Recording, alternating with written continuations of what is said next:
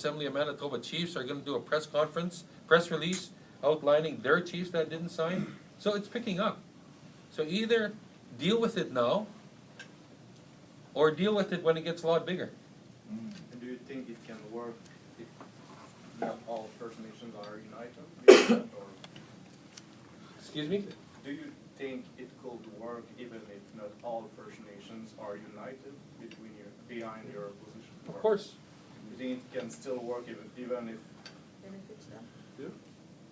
In the long run, it's going to benefit other First Nations. We need to realize and respect that many of the First Nation, as was outlined earlier, have signed under duress, were to have no recourse. They're forced to sign these agreements. So by us assisting and pushing the process to get that sovereign relationship recognized, we wouldn't be sitting here. Even the 1930 natural resource transfer agreement, no First Nation chief was ever asked and consulted, will you give those rights up? Because in the time of treaty, they never relinquished those rights underneath the law. So look at that, in 1930, the federal government transferred those responsibilities to the provinces. And look at the wealth Manitoba, Saskatchewan, Alberta have generated from that. And how much of that wealth went to First Nations people? If they had sat down with our people, we wouldn't be sitting here today to talk about these things.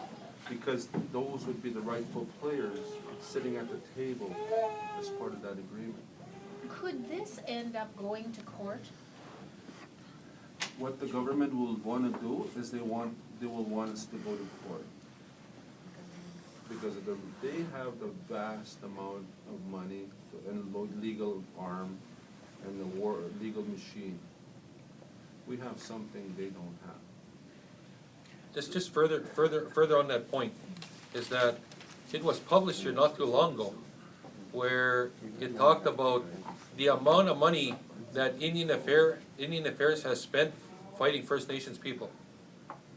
And we're talking hundreds of millions of dollars. And that there is public knowledge, right? So they have no problem, taking whatever money they don't have and then starving us out on nominal roll and so on and so forth.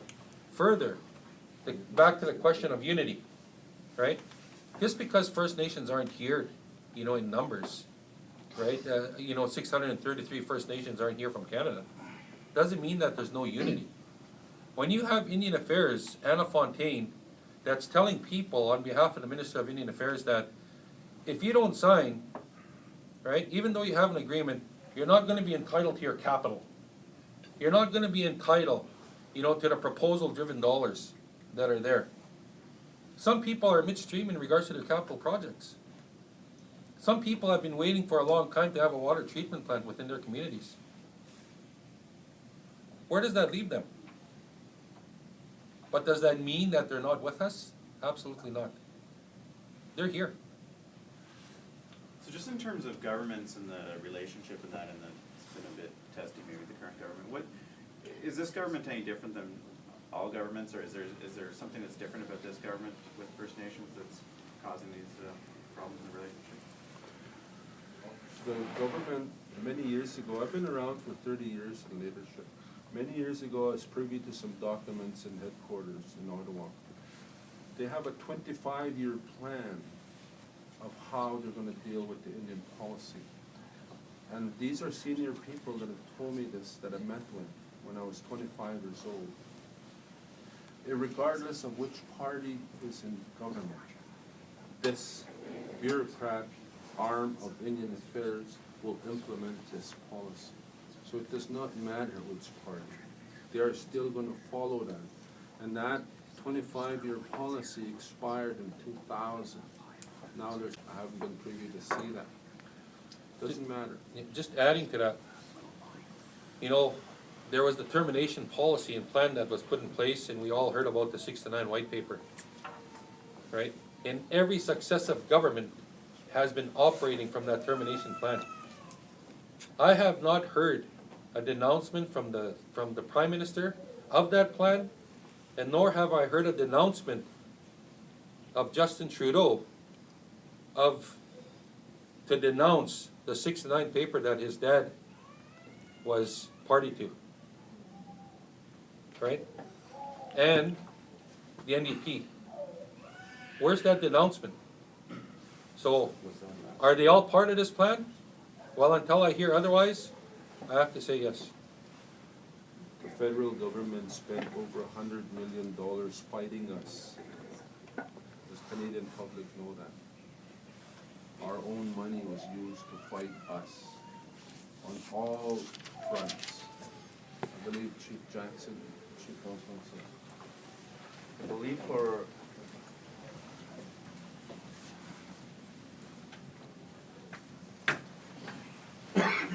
in response to your question, as long as this government and any other government before this one continues to have amnesia in not embracing and accepting the facts based on history, I think you heard Chief Wallace Walks, we will never move forward. If there is no acknowledgement by this government to listen on what was told by our ancestors to us in terms of treaty, we will never move forward. There is no reason why any one of us here should be administering our own poverty. We shouldn't be knocking on that door, asking for money for housing, asking additional monies for educational services. There was a treaty. There is a treaty. And until that government, this one and the one to come, changes their attitude and quit being racist and discriminatory towards First Nations, only then will we see a change. But to do that, it requires the strength of those that are sitting at this table and those that want to be here but are unable to be here, to push the envelope further. As far as your question of whether your first question in relation to when did this begin and regarding non-signing of agreements, I think this government has brought the attention of these agreements with the passing of certain legislation. But like I said earlier, for Saddle Lake, we've made this stand long before. And do you think government listens? No. Because those of us that sit around this table are deemed to be wasteful spenders of the taxpayers' dollars. And I went to Ottawa based on two questions. You tell me